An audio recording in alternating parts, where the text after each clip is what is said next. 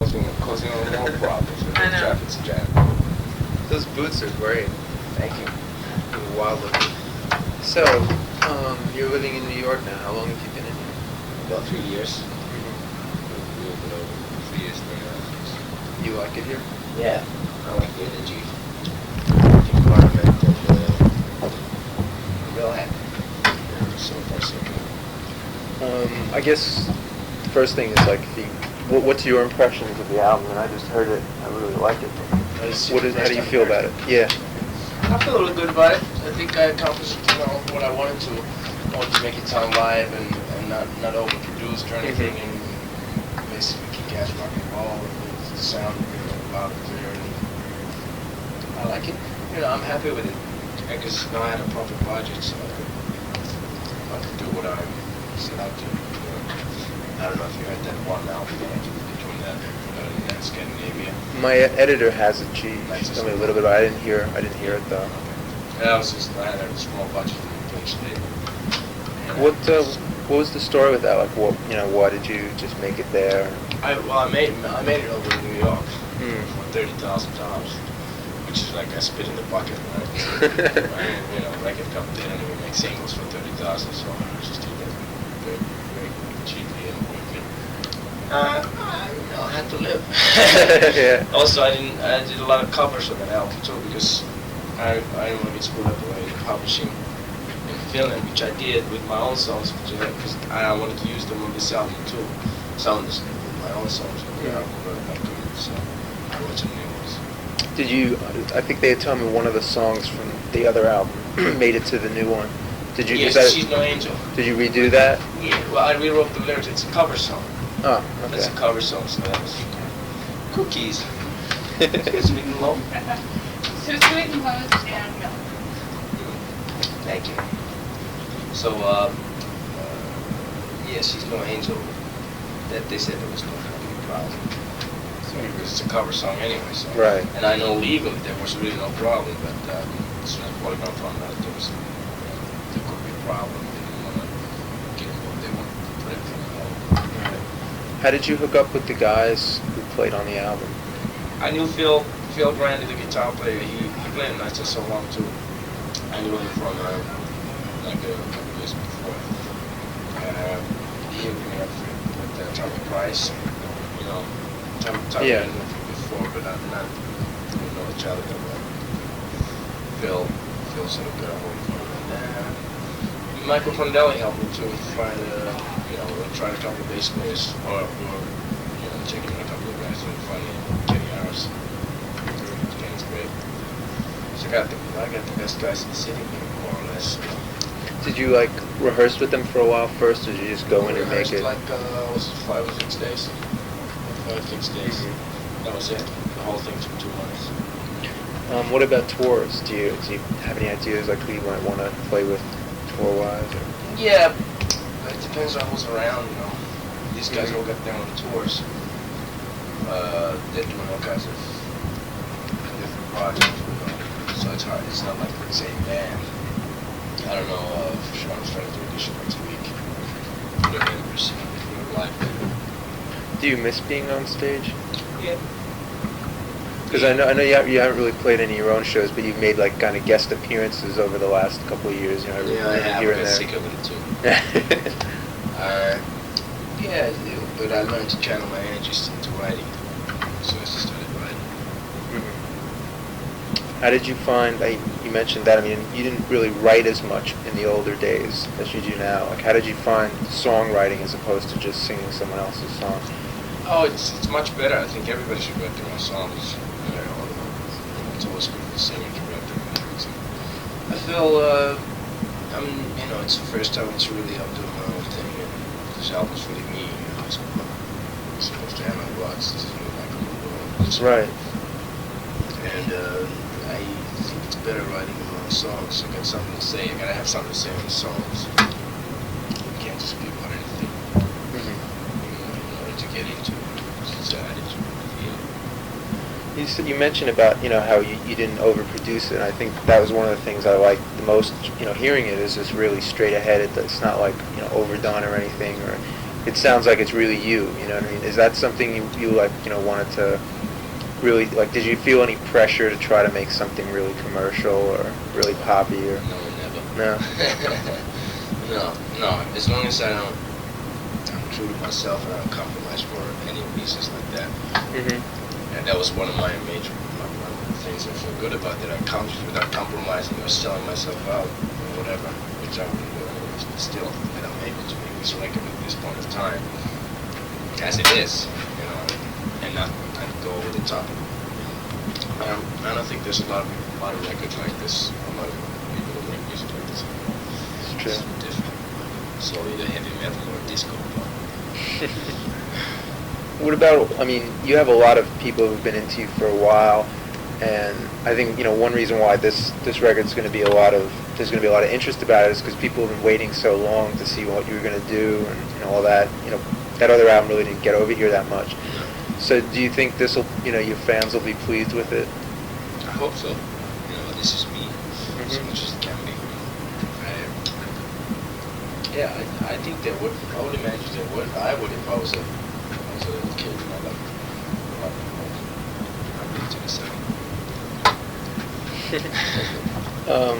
You had a couple of people like guest write with you on it. Yeah, I wrote with Little Steven. Little Steven actually wrote one song for himself while he was looking at me, which he said that only him or me could do. He had it like half finished and he finished it for me. They wrote 2 songs together. They jailed rock and roll. It was great. How did you hook up with him? Did you know him before? Yeah, I knew him from, he came over to London like 85 when I was living with Steve Gators in London. Yeah, he was pictures. Yeah. He came to produce the Lord's Vineyard Church single or something. Yeah, he came to produce the single they were doing, and that's where I met him. We came to record a song in the apartment. And I liked him before, I was always a big fan. He's also American on that. It was great. Do you think your songwriting styles worked well together? Yeah, perfect. Because he's a rocker. He's got that real original rock and roll. He knows the inside out. What's going around with song. He really understands what I'm about. So that's why just write a song like Wally Wood. It's perfect. What it says and everything. Later we did the Sun City thing. He invited me instead to sing backing vocals and that. He invited us over here to the video.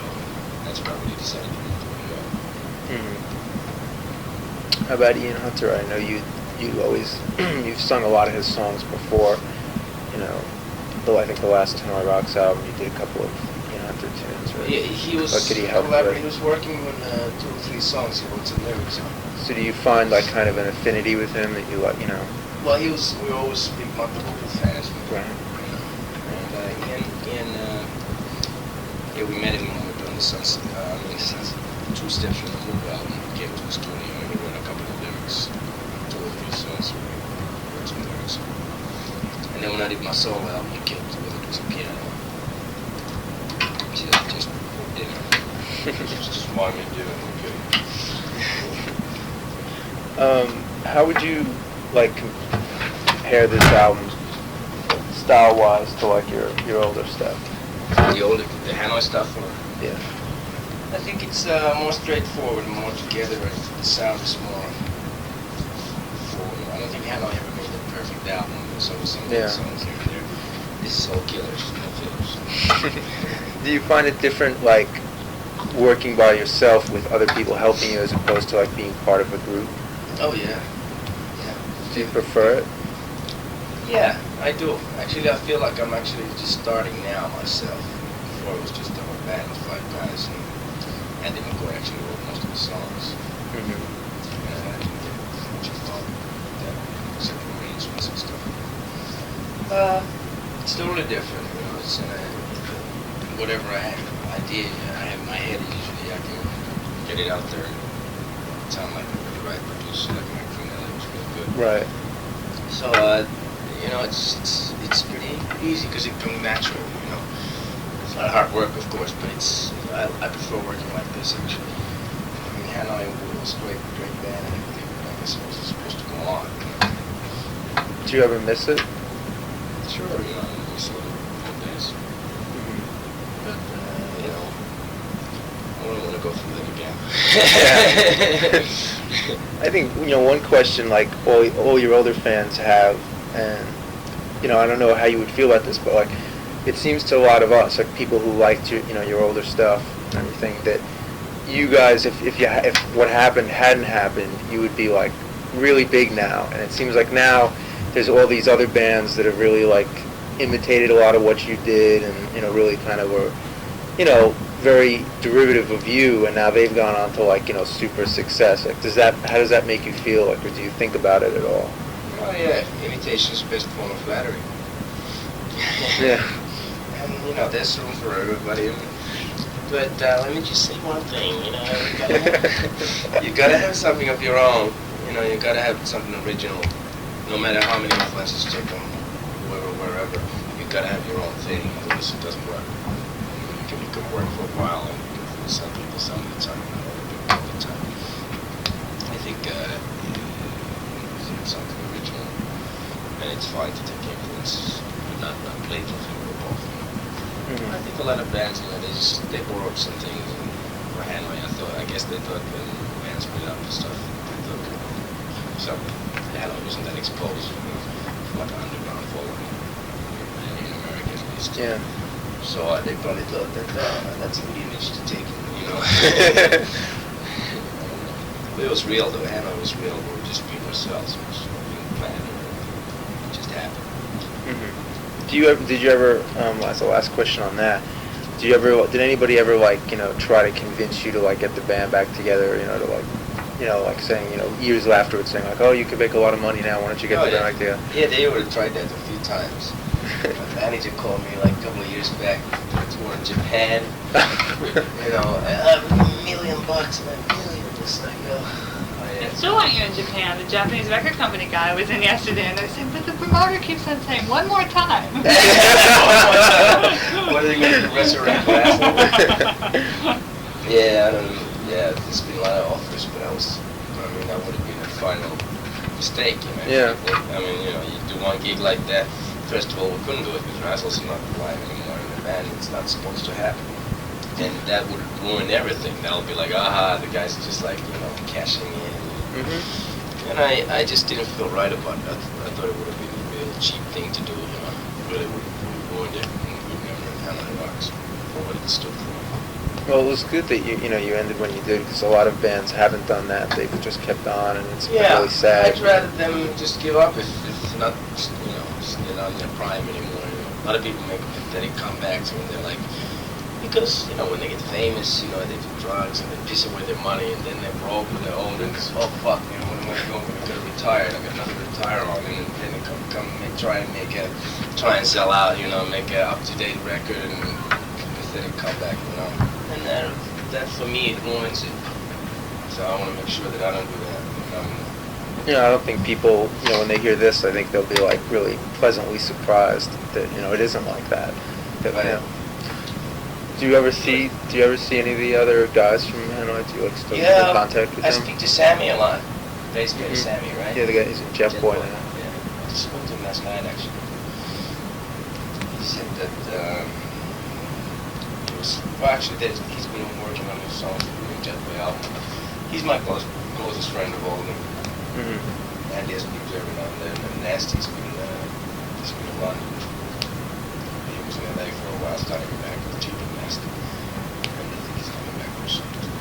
Are they supportive of what you're doing? Yeah. Actually, Nasty plays on 3 tracks. He plays guitar on Really? that album. Yeah. He plays on cool. Dance Rock and Roll. He plays on While You're Looking at Me and She's My Angel. He plays some rhythm guitar. So we went to the studio before, a year before this, and I laid down some backing tracks, and that was when we were supposed to use the old album. But then we found out there was a problem. Everything came on hold again for another year, So Write more songs. Huh? Yeah. So that's how it's been going. It's like stop and go, But we kept some of Nasty's parts, and Well, that's cool. He's on the album. He's got a great age. his edge and attitude. Really adds to the song, adds to the attractiveness. How about, touring wise? Like, do you think you're going to prefer playing like club dates or smaller places, or do you want to open for somebody else in a bigger place? Like, what do you? I don't know. I'd probably start doing club dates first. Mm-hmm. See what happens. I never had a choice. It's hard to say. Do you like going on the road? Yeah, I miss it. But as long as you're gonna kill a band, it's fun to leave. Traveling with and stuff, you gotta leave with the band, so it's gotta pick something you can more or less put up with. So you don't think, because you're just auditioning them next week, you don't think you'll be touring for a while yet? Well, hopefully by the time the album comes out, a couple of months. When is the album I think actually? it'll be in store September 5th. What we're talking about now is maybe some kind of showcase in New York in August about the time the single comes out. And then, depending on the scheduling, either doing a European showcase promotion tour in September and then the U.S. in October or vice versa. That would be cool. And the rest of the years. And the rest of the world. So Japan before the end of the year, too. Japan, Yeah, the record company wants to. they want me there. Good. I like Japan. is there any reason why you think you do really well in Japan for one reason or another? Well, they always like the Western bands with the long lead singer. That's a good reason. Yeah, they do. I don't know why. What kind of live set do you think you do? Like, will it be all just this album, or are you going to do stuff from your first solo album or from Monroe? Or? There's a couple of songs I'd like to do from first solo album. Hanoi stuff, I don't know. If I'll do any, it'll be a surprise. Mm-hmm. So I'll go or something else. But I'd rather leave the Hanoi thing behind. Right. You like doing covers, though, right? Do you think you might do anything fun? Depends, yeah, there's a lot of good covers. I make it my own songs, though, I do covers. Not faking these covers, so. Yeah, it's Nazareth. Nazareth. How did you? Was that like an old favorite of yours? Yeah, I loved all that stuff. It was Loud and Proud, and Raspberry Mass, all that stuff. Nazareth, you know Nazareth? Oh yeah, I have the album with the cartoon on the cover. It's like purple. I'm trying to think what that's called. It's the one that has Love Hurts on it. With Love Hurts? Yeah. Oh, that's a great album. I love that record. That's a one compilation, but it's also It's got like all these like monsters on the cover, like it's a cartoon or something like that. Oh wow! I'm trying to think what it's called. Something dog something. Oh, Hair of the Dog. Hair of the Dog. That's it. That's great. Yeah, that's Really great like that album. one. That was a great one too.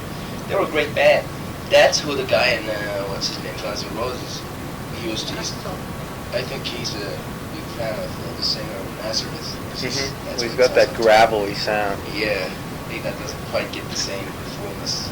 Right. More like a little bit too whiny, too much high end, It's not enough bottom. That Nazareth singing was amazing. That McCafferty. So what other stuff influenced you, to become a singer? As a kid. Saw the Stones on TV. Alice Cooper when he came out, I thought he was the coolest, And got into all those bands in the world around that time, beginning of the 70s, like the Open Faces, the Dolls.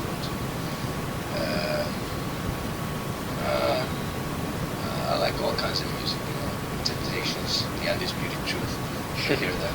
The same producer, Monroe with Temptations. Yeah. Did he do some of the Temptation songs before? Before Temptations did. They put him on. Got some other faces, and was Rolling Stone. American? Ball of Confusion. Yeah. They were real big in Baltimore. He used to dress up like with white afros, paint their faces, like starting all the platform boots and like shiny outfits, like a Cheech and Chong movie, But they're great fun too, really like space funk. Great stuff. What are you listening to nowadays? Do you like any new bands? Creedence Clearwater Revival, they were one of his. John Fogerty I still love. Any new bands? Low Meadow. Did you see Aren't they a local band? Yeah. I've heard of them. You guys keep talking. Yeah. What's another band I was gonna? There's not too many new bands I really crazy about. Living here in New York, do you go out a lot and see bands, or do you not really? Not really. I don't enjoy going out. It's just like work, you know. Turns out police leave. Hey, Mike, what's happening?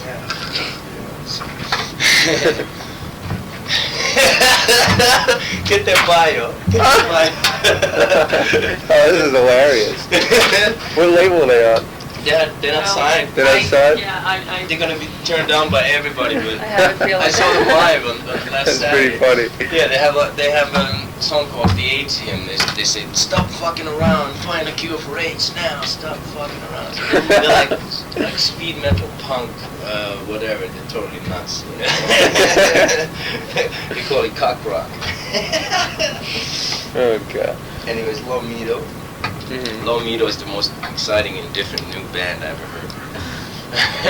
That's for sure. They were funny though. They were really funny. They had leather jackets and they were big, just playing drums, drummer and guitar players. They play guitar and they throw them off the same jerky. Yeah, they're totally sick. Anyways, I listen to old stuff more, you know. Now I just got a new CD on my birthday. A CD, man. So I'm buying all the old creative stuff, and I like free as well. Bands. I like the punk stuff, UK stuff, like the Sex Pistols, the Damned. Oh, they're one of my favorite bands yeah, too. I'm going to see them next month. It's like their farewell tour. Oh, really? They're still going to do that? It's the original lineup, like from With Sensible. Sensible and Brian James. Oh, with Brian James? Yeah. Really? Yeah. Ah, because I heard the Lords split up. You know, Steel Bader's fired everybody in Lords. I couldn't That's put a bio. They started interviewing here. They said you should get all the people who read this to send away for their tapes or something. Put an address in there. Oh, it's a ring there. Oy, oy, oy. That's pretty funny. Does he have their bio anywhere? No, I couldn't find it anywhere. Oh, Charlie's it's just not like, here. But he's covered there. What's his name? Thruster. Yes, He discovered his beat when he was at the age of 12. Later on developed into guitar playing. He's like jerking off first and then he started playing. Only in New York. Yes. Anyways, so seriously. Yes. Did you see his watch? Is this the coolest thing? It's a little The spider that goes moves around. Isn't it great? wow. That's great. I'm like staring at that now. Wow, that's really neat. Thank you. I like it. Where is that from? That is cool. Actually, I don't. It's from some catalog. My I wife looked at sent away first, for me for Christmas, and she It got it looked in like some a catalog. swatch, but like no. What were we talking about? Oh, the Damned. Yeah, that should be. I Damned, heard right. what happened was like they decided to break up completely, but they said, well, let's do like a farewell tour. So they're like touring here So for the they're last doing time. Right. I don't know what stuff they're doing though. I guess like the old. First album. Yeah. Oh, that's great. I want to see them then. A lot of bands are getting back together. Like you said, you like UK Subs. I really like them too. I just got from their old guitarist, Nicky Garrett. Nicky, you know Nicky? He works down at Caroline Records in the warehouse downtown. Yeah. Yeah, right. What's his name? Bruce. What's the name? Fuck. Bruce Kirkland. That. What's the name of the company? It's like in Prospect Street. Second Vision. Yeah. They actually moved. Line Now they're Business. in Midtown. But I went to Nicky see. doesn't work there anymore. He's not there anymore. The whole company just moved to Midtown, and he still works for them in the warehouse. Oh, But when I was there last month or two ago, he gave me like a CD of their new reunion album. It's like the original UK Subs, with him and Charlie Harper and Alvin Gibbs with Alvin Gibbs and Steve Roberts. I'm not. No, they found a drum. They borrowed a drummer from this local band, Demolition Boy. Oh yeah. But it's does it keep on running on it? no, it's just all. It's like all new material. Oh, all new material. Yeah, it's like a new reunion, like 20 tracks on it or something. Wow. My favorite pretty was cool. Endangered Species. That Me was too. Great fucking, Steve Roberts killed a drum. It's a shame he became alcoholic or whatever. He was drinking so much. Yeah. We were on the road with Hanoi Rock. We did about 3 gigs in Finland with them. Really? Oh, that must have been a great show. Murdered, people throwing, the hardcore punks in Finland were throwing like spark plugs and bottles and stuff at us. They was like, you guys suck. So, and we started, we just played through our whole set. There's fights with the audience and stuff. The mic went right away, so we ran.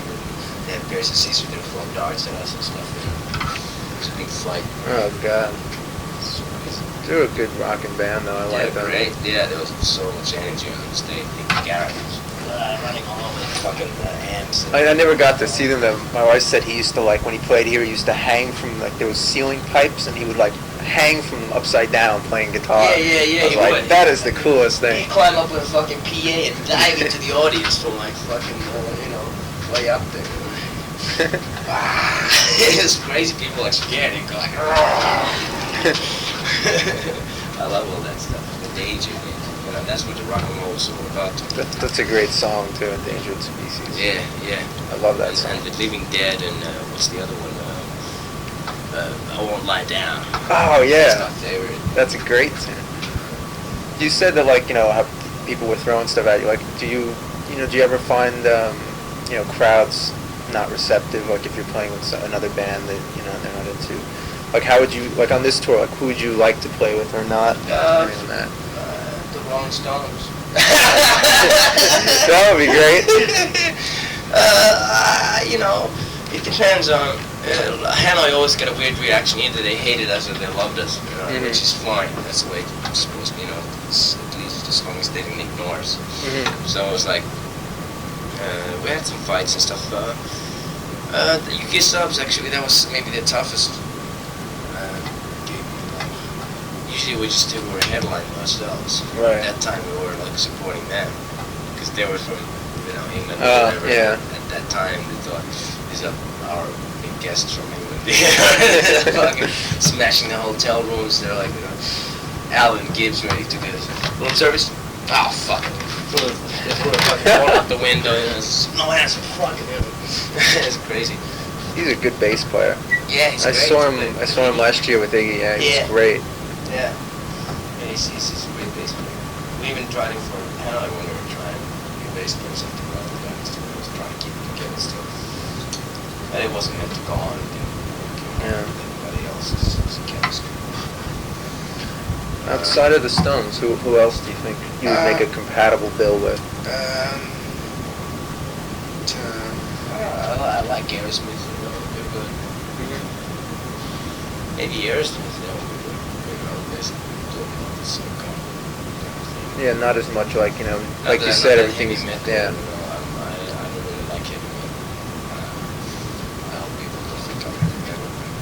I mean, they can call it anything, what they used to call it punk, glam, trip, whatever, heavy metal. Yeah. People always trying to categorize it, the little boxes, this is this, this is this. They couldn't, and that's the best thing, one of the best things about the band, too. And it's what are you going to call this music? It's just rock. To me, it's just rock and roll. It's hard to say, yeah. That's like low needle. Yeah, you should do a bill with them. Oh, better yet, hire them as your backing band. Yeah, right. Yeah, I talked to them about that. They said we're gonna play the Downtown Club on the 15th, I think, in July. The 15th of July, yeah. Oh, let's check that out. The beginning of the music seminar. Yes, go check them out. I'll probably be there. They said, are you going to play there? They were supposed to put a gig together there, but probably won't get back together in time. But I said, okay, well, you guys can, we'll meet us featuring Mike Monroe, You guys can back up. They came here to the office, it was 2 days ago or something. They were like, drank Charlie's Fitness, drank anything else, but they emptied it right away. Putting their feet on the table. I called them, put me on speaker from the stop fucking around, trying to cure for AIDS, man. They're a funny bunch of guys. It's hard to say, who I'm going to play with on tour, though. It remains to be seen what tours are on, and if I'm probably going to do it Love Date first. Right. Headlining. See how it goes. I noticed, like, she was mentioning it to me, too, about how you play harmonica on the new album. Is that something, like, do you ever have you ever played any other instruments, or do you think you ever might, play a guitar? I play. I know you I played drums once. I have a video of you playing drums. Yeah, I played everything. I played some guitar in Nights of so long, some other guitar, because I couldn't afford to pay a guitar player anymore, so we go to the studio, so I had to play the guitars myself. I play everything basically, bass, guitar, drum. When I do demos at home, I play everything. Drum machine, I play bass, guitars, vocals, rock, play saxophone, flute, piano. Do you think you might do any of that on stage, now? Like, play a sax solo? Well, sax I used to play with Hanoi. Yeah. A lot of sax, but actually the real reason I'm not playing much sax on this album, which is fine. I like harmonica. I'm getting into the harp more and more, but my saxophone's in such bad shape. I have to keep my chops on. So I couldn't get him repaired in time, and there's only actually one song, She's No Angel. I had that guy Mark Rivera got me into the sax because it was simpler. I thought, it's just like a background. It's not a solo. It's just like a riff. So I might as well get something good. When you write songs, what do you tend to write them on? Which instrument? Guitar. Yeah, guitar mostly. Sometimes you come up with a riff like a harp.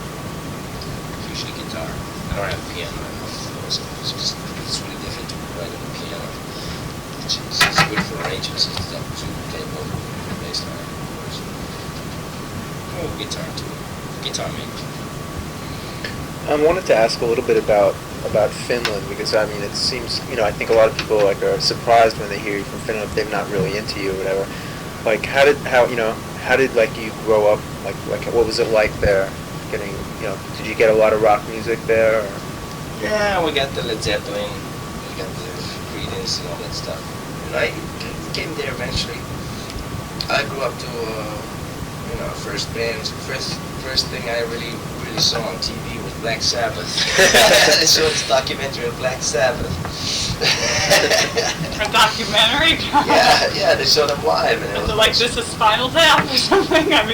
Yeah, or it was like I can't even remember. It was such a long time ago. I was like 7 years old or something. It's just Black Sabbath. I just saw them live. It was a live concert.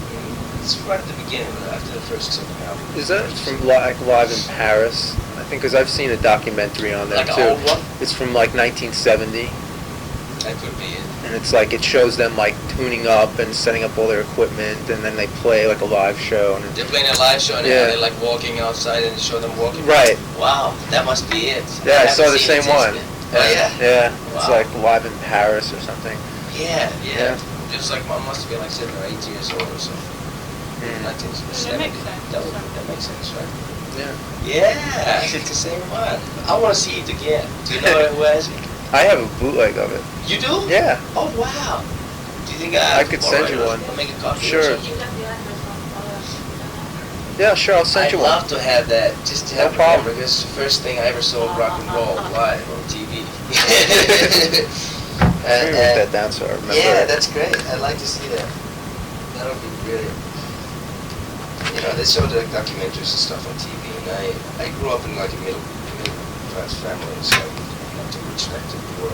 There's a good standard of living there. It's I had a happy childhood. I went to the country and so. Was it natural for you to sing in English, or was it hard for you at first? I never sang in Finnish. Never? Never really. Rock and roll in Finnish doesn't work at all, even though they tried. So. I think I've only ever heard one band sing in Finnish. It was some band called Lama. Lama? Yeah. Yeah, I know them. Lama? Yeah. They had a couple of good songs. I have 1 or 2 of their albums. Yeah. But it sounds really weird hearing it. Trying to fit it to music. It's strange. Yeah, it doesn't really work. It's not really rock or Finnish. It's more like for Finnish traditional songs. So have you ever thought about going back there, or do you like living here more? Going back there permanently? Yeah. No. I don't think I could. I'd love to go there for a holiday, just to stay there for a while.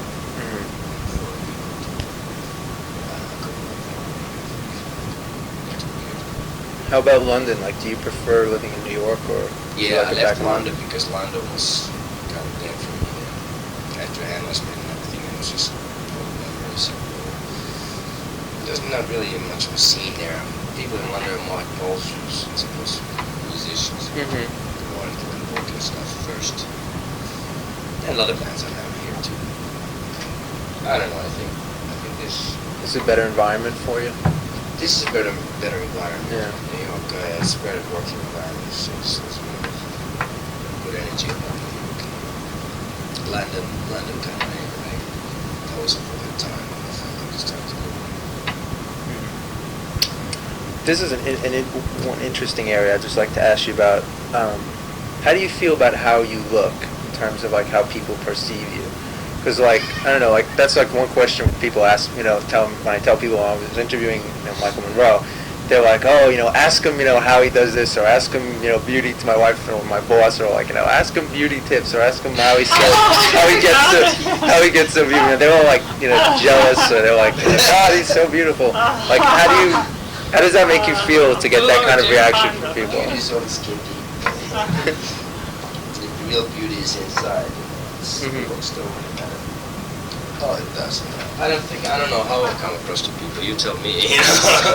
It's like I'm just being myself, and people make judgments in their, their it's their own thing. People make judgment. I'm just being myself, being an individual, and originally I started wearing makeup and stuff very well. I thought it was cool, and I started performing and stuff, doing live shows. I thought when we wear makeup and stuff like that, it's part of the show. But everyday life on the street, looking like this, I get the same shit every day. Some workers, some guys say, hey, whoa, baby. And some other guys say, hey, it's a guy, you faggot.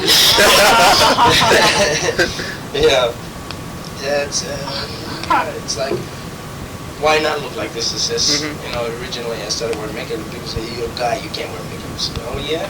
Check this out, and then I'm wearing more makeup, but basically make a statement and encouraging people to be individuals. Boring, everybody's the same. Like now it's become a suits, the yuppies now. Everybody's like, oh fuck, it's gonna be like Twilight Zone. Everybody's robots. Everyone's the same. They all have face bits and stuff, and they go to the same plastic surgeon. It's like that Twilight Zone where you can choose a body. Right. Yeah. So I just, just be myself. And talk about beauty. It's something that's inside you. It's no one can help it. You can change it a little bit, this and that. But if you're a beautiful person, it's really inside. So it was like a natural thing for you then to look, to develop your look. Yeah. It's not like I don't know. It's not planned or anything. Right, that's what I meant. This is the way I started looking at it since I was like 15 or something. It's basically always the same, I was never like aware of like, I gotta look like this and this and that. Like everybody's asking me when I started to the album, so what's your new image? What's your new image? Just, what are you talking about? It's like, actually I'm maybe more myself now than ever, because I used to wear a lot of that, glittery stuff, and because I thought it was cool. And, like they started calling us glam rock and stuff, which is only because I thought those bands were cool. And, we grew up doing wore the glitter stuff, and, whatever looked good. Maybe now I don't wear that much of that, that glitter, especially when I see everybody else going for that now. So, I don't pay much attention. It's true. I gotta wrap this up because we've got other interviews to go. So I guess the last thing, is there anything else you got planned coming up that people would be interested to know about? Any other plans outside of just, looking for the musicians to play with? Well, we're gonna make a video. Yeah. Yeah. I don't know. I'll see about that. I don't know. Anything else? That's the next step. Living life. Yeah. Living my life. Go out there and fucking like fun. Do you think it'll be like a big, change for you from going to just like, doing your own thing all the time to like, doing interviews and playing and, making videos and, like you have any kind of feelings about that? Well, that's just, it goes with it, I guess. Yeah. That's what you gotta do. Part of the job. I live with this shit, so I guess when I want to relax, I don't do nothing. We were lucky, Miss Tony Watson. Montana. Tony Montana. Well, it's good to meet you. Thank you for Thanks. meeting It was us. great talking to you. Good talking to you. I'll look forward to seeing you play. Yeah. I'll send you a copy of that video. Oh, that would be great. That'd be Thank great. Yeah, so I'll give you much. my card so you Okay. have the address. Yeah. Great.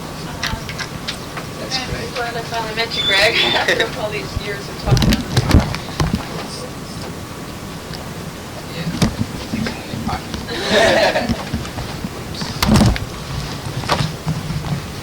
Hey, how you doing, man? Thanks. Yeah. You learning this? So I'll send this off to you That'd be this great, week. yeah. So Oh, yeah? These hands a lot. So you send this over. Okay.